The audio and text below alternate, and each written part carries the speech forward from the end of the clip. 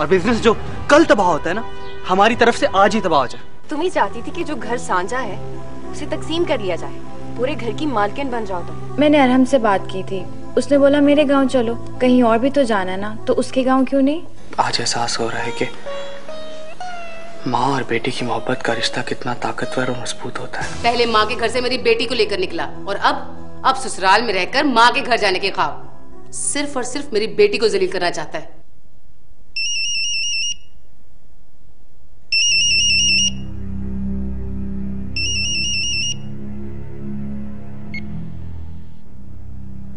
Phone क्यों किया? शर्म आती है तुम्हें अपना दोस्त कहते हुए। ये क्या कह रही हो तुम? ठीक कह रही हूँ, क्योंकि तुम जैसी दोस्त आस्तीन की सांप होती। शर्म है नाहिल, जुबान संभाल के बात करो। मैं तो इससे भी ज्यादा तल्ख अल्फाज इस्तेमाल करना चाहती थी, मगर क्या करूं, मेरा ऐसा ज़र्फ नहीं है।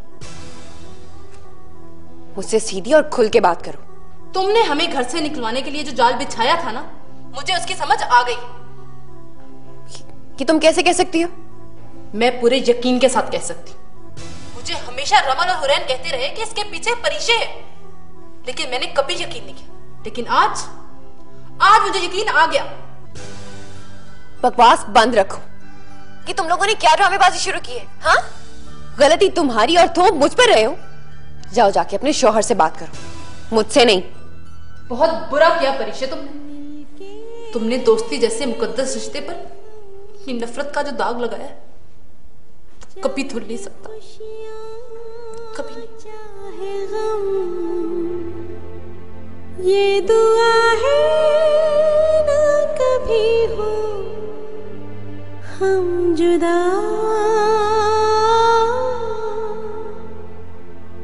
एक बंधन में बंधी हम सहेलियां।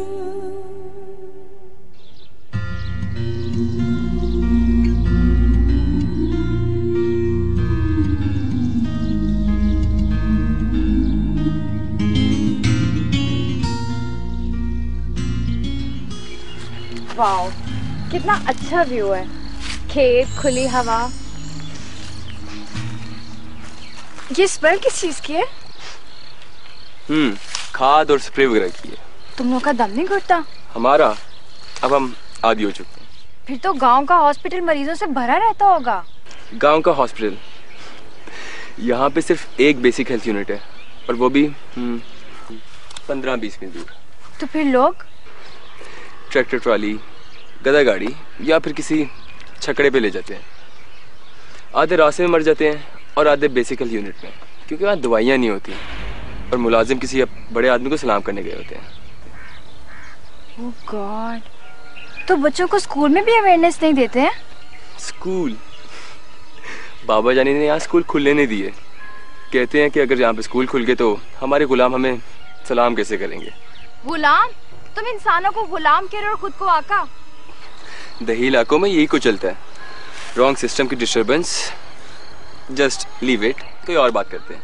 ऐसे सिस्टम के पहाड़ को उठाकर समंदर में ना फेंक दूं? अगर हिम्मत और ताकत है तो करके देख लो। मेरी तो समझ से बाहर है, तुम लोग यहाँ पर जिंदा कैसे हो? जो लोग रोटी की भूख से बच निकलते हैं वो प्यार की भूख से मर जाते हैं, और देहातों में यही कुछ होता है। और ये तो साउथ पंजाब है, कई स्टेप और नीचे। तो क्या कदमों तले आने वाले इंसान नहीं होते? होते हैं, लेकिन सिर्फ मौत इनकी मुंतज़िर रहती है। ना शऊर है, ना कोई शऊर देने वाला। कोई आवाज़ उठे भी तो दबा दी जाती है। खुशी का कोई कॉन्सेप्ट नहीं। होते हैं, यहाँ के त्यौहार ही यहाँ की खुशियाँ। लोग फसलें उगाते हैं, काटते हैं, मेले ठेले होते हैं। ये रस्मों और रिवाजों की दुनिया है, वो भी पिंजरे में बंद। पिंजरे में? हाँ, पिंजरे में आज़ादी है।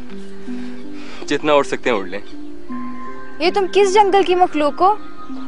I don't know, लेकिन इतना ज़रूर जानता हूँ, इनके हाथ ज़रूर खाली हैं, लेकिन दिल मोहब्बतों से भरे हैं। इनकी खुशियाँ भी सच्ची हैं और दुख भी।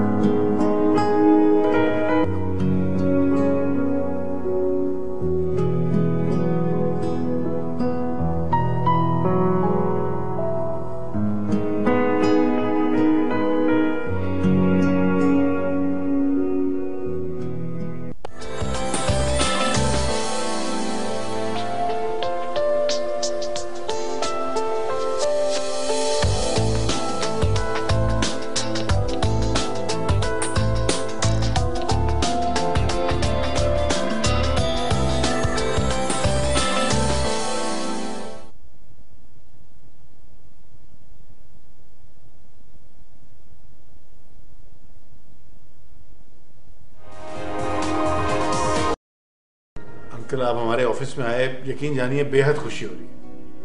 आई नो बेटा, मैं जानता हूँ तुम इस वक्त क्या महसूस कर रहे हो। इस तरफ आते हुए मैं भी बड़ा एक्साइटेड था। ये बच्चों ने अपनी हरकतों से हम बड़ों को भी एक दूसरे से दूर कर दिया। काफी दिन हो गए, कोई मुलाकात ही नहीं हो पाई। मैं भी आपसे मिलने की कोशिश कर रहा था, लेकिन आप मुझे हुक्म करते, मैं आपके ऑफिस में आ जाता। अरे डोंट वरी बेटा, हाजिर कोई भी हो।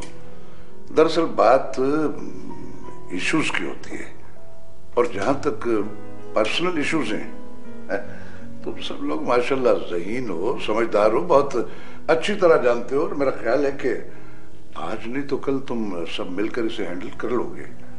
इस उम्र में ऐसे मामले जो है ना, वो ऐसे ही उलझ जाते हैं, लेकिन मुझे यकीन है कि तुम सारे आपस में मिल बैठकर कोई ना कोई रास्ता तलाश कर लोगे।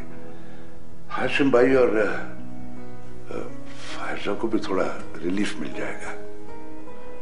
आप सही कहते हैं, लेकिन रमल और कुमैल शायद इन बातों को नहीं समझ सकते।